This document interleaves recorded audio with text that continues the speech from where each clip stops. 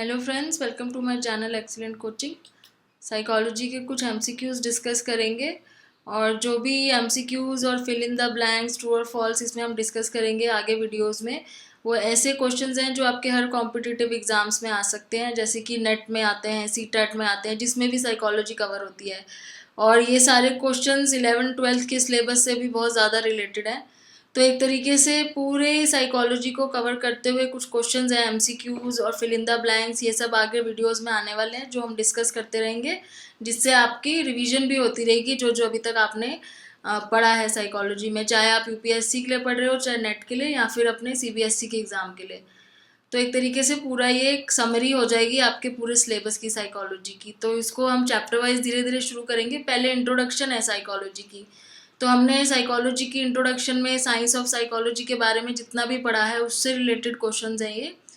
जैसे question number 1 कह रहे हैं कि साइकोलॉजी को आप बेस्ट कैसे डिफाइन कर सकते हो। अगर आप साइकोलॉजी को किसी को बताओगे कि साइकोलॉजी में हम क्या पढ़ते हैं, तो उसमें आप उसको बेस्ट तरीके से क्या आंसर दे सकते हो। वैसे तो हम उसको साइकोलॉजी ऑफ माइंड भी, स्टडी ऑफ माइंड भी बोल सकते हैं, स्टडी ऑफ एक्सपीरियंस भी बोल सकते हैं, मेंटल प्रोसेस भी बोल सकते हैं, बिहेवियर भी। लेकिन अगर इसमें से पूछा जाए कि बेस्ट चीज़ आप क्या बोल सकते हो, कि अगर ये सारी ही साइकोलॉजी की डेफिनेशंस हैं, लेकिन अगर आपको इसमें से एक चूज़ करनी है कि साइकोलॉजी में एक्चुअली में आप क्या चीज़ ऑब्जर्व करते हो, तो उसमें आप कहोगे कि स्टडी ऑफ बिहेवियर है।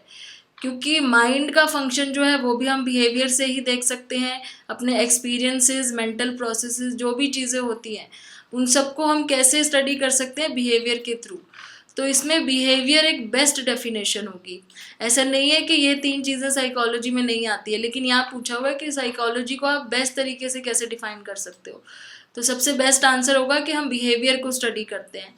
और सपोज कोई पूछे कि बिहेवियर को आप कैसे डिफाइन करोगे, तो बिहेवियर क्या चीज़ होती है, एक आपका ऑब्जर्वेबल एक्शन होता है, एक ऐसी चीज़ होती है जो आप ऑब्जर्व कर सकते हो। बिहेवियर कोई एक्टिविटी या कोई एक्शन आप कर रहे हो जिसको आप ऑब्जर्व कर सकते हो, उसको हम बोलते हैं ओवर्ट बिहेवियर। लेकिन अगर हम ब्रेन की स्टडी कर रहे हैं, जैसे ईईजी मशीन के थ्रू हम ब्रेन की एक्टिविटी को स्टडी कर रहे हैं, ब्रेन के बिहेवियर को स्टडी कर रहे हैं, तो वो होता है ओवर्ट बिहेवियर।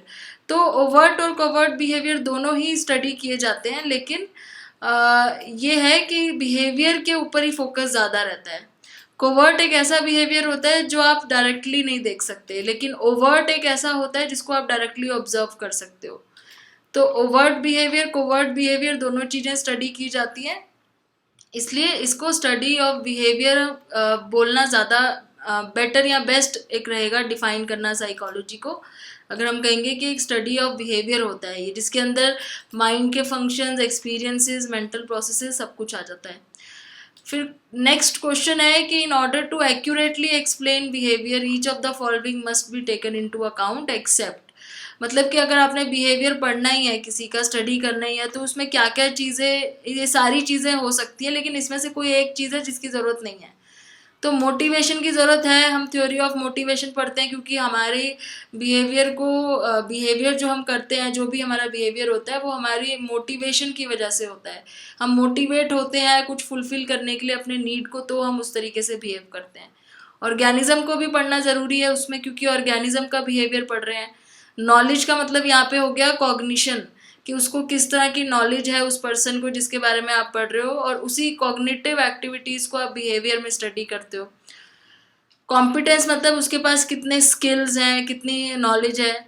अब बचा ये वाला जो वर्ड है यहाँ पे फ्रीनोलॉजी, जिसका मतलब होता है कि आप स्कल का साइज स्टडी करते हो यहाँ पे। तो किसी का बिहेवियर स्टडी करने के लिए हमें उसके स्कल के साइज की ज़रूरत नहीं पड़ती। तो यहाँ पे ये आंसर होगा कि हमें फ्रीनोलॉजी की ज़रूरत नहीं है बिहेवियर को स्टडी करने के लिए। उसके बाद नेक्स्ट क्वेश्चन आपका आता है, साइकोलॉजी में आप कॉग्निटिव का क्या मतलब बताओगे, what do you mean by cognitive. तो कॉग्निटिव का मतलब होता है आपको कितनी नॉलेज है, जिसके अंदर आपकी प्रॉब्लम सॉल्विंग एबिलिटीज़ आ जाती है, रीजनिंग एबिलिटीज़ आ जाती है, मेमोरी भी उसी में आ जाता है, लर्निंग आ जाते हैं, reflexes. But knowledge all together, इन सबको मिला के हम बोलते हैं कि आपको कितनी नॉलेज है, वो आपके कॉग्निटिव कहा जाता है। आपके ब्रेन का कॉग्निटिव पार्ट होता है जो बताता है कि आपको कितनी नॉलेज है। The ability of an organism to perform certain task is refer to as. तो कुछ टास्क कर लेना, मतलब किसी के पास कोई ऐसी एबिलिटी है जिससे वो कोई टास्क कर पा रहा है, तो उसको आप क्या कहोगे? लर्निंग की वजह से कर पा रहा है, नॉलेज की वजह से कर पा रहा है, मैचुरेशन की वजह से कर पा रहा है, लेकिन जो वो टास्क कर रहा है उस एबिलिटी को हम कहेंगे competence. Next, the modern psychologist need to have knowledge of. आजकल साइकोलॉजिस्ट जो हैं उनको किन किन चीज़ों की नॉलेज होनी ज़रूरी है? या तो ऑल ऑफ द अबव या नन ऑफ द अबव, कौन सा आएगा? क्या बायोलॉजी की नॉलेज होनी ज़रूरी है जब हम साइकोलॉजी पढ़ते हैं? हमने सेंसरी, जब हम सेंसेस पढ़ रहे थे उसमें हमने अपने ऑर्गन्स पढ़े, अलग अलग आईज़ के बारे में पढ़ा, ईयर्स के बारे में पढ़ा, फिर हमने सेंट्रल नर्वस सिस्टम पढ़ा, तो क्या ये सब बायोलॉजी में नहीं आता? जब हम ह्यूमन डेवलपमेंट पढ़ते हैं तो उसमें भी हम बायोलॉजी पढ़ते हैं, तो बायोलॉजी की नॉलेज ज़रूरी है। सोशियोलॉजी की क्यों ज़रूरी है? क्योंकि जब हम सोशल साइकोलॉजी पढ़ते हैं, ग्रुप कैसे बनते हैं, क्राउड बिहेवियर पढ़ते हैं, कलेक्टिव कॉन्शियसनेस पढ़ते हैं, तो उन सब में सोशियोलॉजी आ जाती है। लिंग्विस्टिक कैसे? जब हम लैंग्वेज डेवलपमेंट पढ़ते हैं, जब हम वाइगॉट्स्की की या नॉम चॉम्स्की की थ्योरी पढ़ते हैं, तो उसमें लैंग्वेज डेवलपमेंट की बात होती है। तो यहाँ पे आंसर आ जाएगा ऑल ऑफ द अबव, क्योंकि एक साइकोलॉजिस्ट को तीनों चीज़ें ही पढ़नी पड़ती हैं एक साइकोलॉजी को पूरे तरीके से कवर करने के लिए। फिर आता है general types of psychologist are. दो जनरल टाइप्स ऑफ साइकोलॉजिस्ट कौन कौन से होते हैं? तो एक यहाँ पे दिया हुआ है ऑप्शन साइंटिस्ट एंड रिसर्चर, दूसरा दिया है काउंसलर एंड प्रैक्टिशनर, तीसरा दिया एक्सपेरिमेंटर एंड एजुकेटर, और रिसर्चर एंड प्रैक्टिशनर। तो अगर साइकोलॉजिस्ट की बात करें, वैसे तो बहुत टाइप के साइकोलॉजिस्ट होते हैं, लेकिन मेन जो दो कैटेगरीज होती हैं उसके अंदर आ जाते हैं रिसर्चर और प्रैक्टिशनर। रिसर्चर वो होते हैं जो फर्दर रिसर्च करते रहते हैं, जैसे साइंटिस्ट रिसर्चर में आ जाएंगे, एक्सपेरिमेंटर भी रिसर्चर में आ जाएंगे, ठीक है। और प्रैक्टिशनर कौन होते हैं? जो उसको एक्चुअली में अप्लाई करते हैं, अपनी नॉलेज को या दूसरों की करी हुई रिसर्च को अप्लाई करते हैं। जैसे एजुकेटर होते हैं, जो जो एजुकेशनल साइकोलॉजिस्ट होते हैं, वो रिसर्चर की जो साइकोलॉजी में जो रिसर्च करी हुई है एजुकेशन से रिलेटेड, उस चीज़ को अप्लाई करते हैं स्टूडेंट्स के ऊपर, तो वो प्रैक्टिशनर हो गए। तो दो मेन कैटेगरी तो हो गई, रिसर्चर एंड प्रैक्टिशनर, और उसके अंदर आपके अलग अलग साइकोलॉजिस्ट आ जाते हैं। फिर है such factors such as genetics and nervous system would most concern the. Genetics के बारे में और नर्वस सिस्टम के बारे में इसमें से कौन से साइकोलॉजिस्ट ज़्यादा पढ़ते हैं? सोशल साइकोलॉजिस्ट पढ़ेंगे, बायो साइकोलॉजिस्ट, पर्सनालिटी के इंडस्ट्रियल। तो सोशल साइकोलॉजिस्ट का जेनेटिक्स और नर्वस सिस्टम से इतना मतलब नहीं होता है, क्योंकि वो सोशल और सोसाइटी के बारे में ज़्यादा फोकस करते हैं। पर्सनालिटी का पर्सनालिटी के ट्रेट्स के ऊपर ज़्यादा फोकस होता है। इंडस्ट्रियल साइकोलॉजी का वर्किंग कंडीशंस पे, इंडस्ट्री की पॉलिसीज़ वगैरह पे होता है। बायो साइकोलॉजिस्ट वो होता है जो बायोलॉजी और साइकोलॉजी कंबाइन करके पढ़ता है, तो उसको जेनेटिक्स और नर्वस सिस्टम ज़्यादा पढ़ना पड़ता है। फिर आता है personal policy is the concern of the, कौन से साइकोलॉजिस्ट का? पर्सनल पॉलिसी क्या होती है? जो आपके ऑफिस में जो, जैसे पर्सनल यहाँ पे आप लगा लो ह्यूमन रिसोर्स को बोल रहे हैं, तो जो लोगों के लिए पॉलिसी बनाई जाती है, जहाँ पे आप काम कर रहे हो, कंपनीज अपने एम्प्लॉयज़ के लिए जो पॉलिसी बनाती हैं उनको उसको पर्सनल पॉलिसी बोलते हैं। तो कंपनी और एम्प्लॉयज़ की जब बात हो रही है तो यहाँ पे इंडस्ट्री नाम आएगा, क्योंकि इंडस्ट्रियल साइकोलॉजिस्ट जो होते हैं उनका क्या काम होता है? वो लोग अब ये देखते हैं कि क्या, जहाँ पे आप काम करते हो वहाँ की वर्किंग कंडीशंस कितनी मोटिवेटिंग है, कितनी कंफर्टेबल है, आपको किस तरह का एनवायरनमेंट दिया गया है, और जिस एनवायरनमेंट में आप काम कर रहे हो उसका इफेक्ट आपके ऊपर कैसे पड़ रहा है। क्या आपके काम के ऊपर या आपकी प्रोडक्टिविटी के ऊपर कोई इफेक्ट पड़ रहा है उस चीज़ का? क्या एनवायरनमेंट में कोई चेंज करेंगे तो उससे आप ज़्यादा बेटर काम करोगे? तो वो सारी साइकोलॉजिकल नॉलेज पर्सनल पॉलिसीज़ पे लगाते हैं कि कैसे हम कंज्यूमर्स को अट्रैक्ट कर सकते हैं, कैसे प्रोडक्शन एफिशिएंसी बढ़ा सकते हैं। तो ये इंडस्ट्रियल साइकोलॉजिस्ट का कंसर्न होता है। फिर साइकोलॉजी में मेजरमेंट डिवाइसेस में क्या दो चीज़ें होनी ज़रूरी है? यहाँ पे दो ही दी हुई हैं, बोला हुआ है बोथ या नाइदर। तो नीदर तो है ही नहीं, बिल्कुल बोथ होना बहुत ज़रूरी है, रिलायबिलिटी और वैलिडिटी। हमने ये दो चीज़ें भी बहुत डिटेल में अपनी वीडियोस में कवर करी हुई है। रिलायबिलिटी और वैलिडिटी क्या क्या होता है? रिलायबिलिटी का मतलब है आप अगर एक ही टेस्ट को एक ही इंडिविजुअल पे अलग अलग सिचुएशन में लेते हो तो उसका रिजल्ट आपस में बहुत कोरिलेटेड होना चाहिए, रिजल्ट अलग अलग नहीं आना चाहिए हर बारी। तो वो तो हो जाती है रिलायबिलिटी कि आपने जब टेस्ट को रिपीट किया तो स्कोर भी सेम या ऑलमोस्ट सेम आ रहे हैं। दूसरी चीज़ हो जाती है वैलिडिटी, कि आपने जो उसमें क्वेश्चंस डाले हैं टेस्ट में वो एग्जैक्टली उसी चीज़ के लिए हैं जो चीज़ आप मेजर करना चाहते हो। जैसे इंटेलिजेंस मेजर कर रहे हो तो इंटेलिजेंस के रिलेटेड ही क्वेश्चंस है, उसमें कोई और चीज़ नहीं पूछी हुई है आपने जो इंटेलिजेंस से रिलेटेड नहीं है, जैसे आपने उसमें इमोशंस का कुछ नहीं डाला हुआ इस टाइप से, तो वो वैलिडिटी हो जाती है। तो दोनों चीज़ें बहुत इंपॉर्टेंट है साइकोलॉजी के मेजरमेंट डिवाइस में। मेजरमेंट डिवाइस का मतलब यहाँ पे मेजरमेंट टूल या किसी टेस्ट की बात कर रहे हैं, असेसमेंट टेस्ट की। जैसे क्वेश्चनेयर होता है, इंटरव्यू होता है, या फिर कोई साइकोलॉजिकल टूल होता है, प्रोजेक्टिव टेस्ट होते हैं, इन्वेंट्रीज होती हैं, उनकी बात हो रही है।